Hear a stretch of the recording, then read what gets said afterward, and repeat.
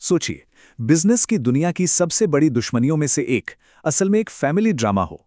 एक ऐसी कहानी जिसने आज हमारे पहने जाने वाले जूतों को हमेशा के लिए बदल कर रख दिया। हाँ, बिल्कुल सही सुना। स्पोर्ट्स की दुनिया के ये जो दो सबसे बड़े नाम हैं ना, एडिडास और पूमा, ये एक ही परिवार से निकले हैं और इनकी कहानी भाई किसी फिल्म से कम नहीं है। तो इस कहानी को समझने के लिए हमें थोड़ा सा टाइम में पीछे जाना होगा। साल था 1920 का दशक और जगह थी जर्मनी का एक छोटा सा शहर। यहीं से शुरुआत होती है दो भाइयों की कहानी की, एडोल्फ और रुडोल्फ डैसलर। मतलब ये दोनों भाई एक दूसरे के लिए बिल्कुल परफेक्ट थे, एक पजल के दो टुकड़ों की तरह।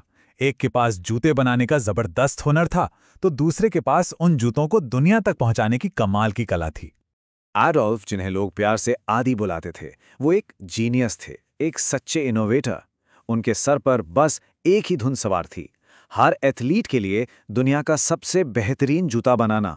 और इसके लिए उन्होंने क्या कुछ नहीं किया, मतलब शार्क और कैंगारू की खाल तक इस्तेमाल कर डाली। तो बस 1924 में एडोल्फ की इनोवेशन और रुडोल्फ की सेल्समैनशिप एक साथ आई और जन्म हुआ डैसलर ब्रदर्स शू फैक्ट्री का। और बस यहीं से शुरू हुई एक कमाल की पार्टनरशिप। और देखिए, उनकी मेहनत का फल भी मिला, बहुत जल्दी मिला। लेकिन कहते हैं ना, ज्यादा कामयाबी अपने साथ कुछ मुश्किलें भी लाती है।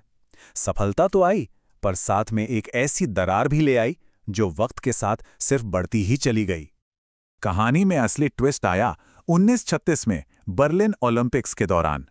अमेरिकी एथलीट जेसी ओवेंस ने डैसलर भाइयों के बनाए जूते पहनकर जो किया, वो इतिहास बन गया। 1, 2, 3 नहीं, पूरे 4 गोल्ड मेडल। समझिए ये कितना बड़ा मूवमेंट था।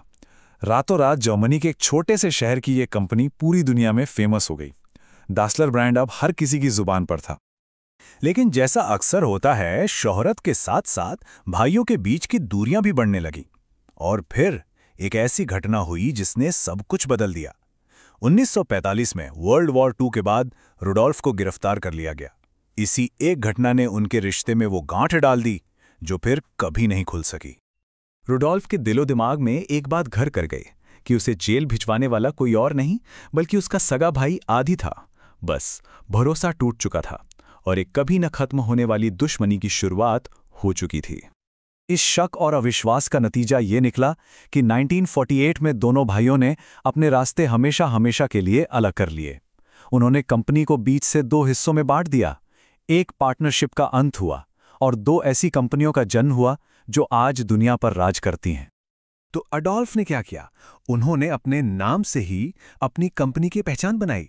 अपना निकनेम उठाया आदि, अपने सरनेम डैसलर से लिया डास और बन गया एडिडास। और दूसरी तरफ थे रुडोल्फ। उन्होंने भी पहले तो अपने नाम से ही रूडा ब्रांड बनाया, लेकिन फिर उन्हें लगा नहीं, नाम में और ज्यादा दम होना चाहिए और ज्यादा एथलेटिक फील आनी चाहिए। और तब जन्म हुआ पूमा का, जो रफ्तार और ताकत का सिंबल है। और यहां से दोनों भाइयों ने एकदम अलग अलग रास्ते पकड़ लिए। एक ने चुना इनोवेशन का रास्ता, तो दूसरे ने पकड़ा स्टाइल और सेलिब्रिटी का।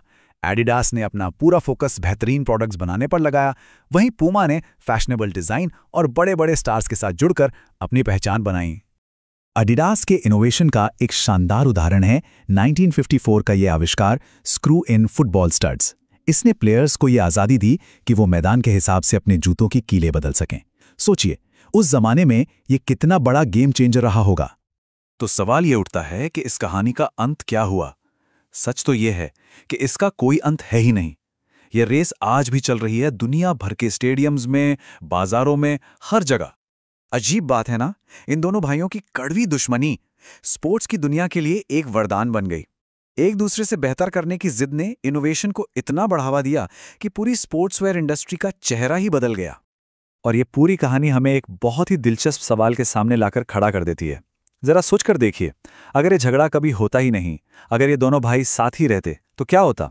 क्या एक अकेला डैसलर ब्रांड आज एडिडास और पूमा दोनों से भी ज्यादा बड़ा और ताकतवर होता? ये वो सवाल है जिसका जवाब शायद अब कभी नहीं मिलेगा।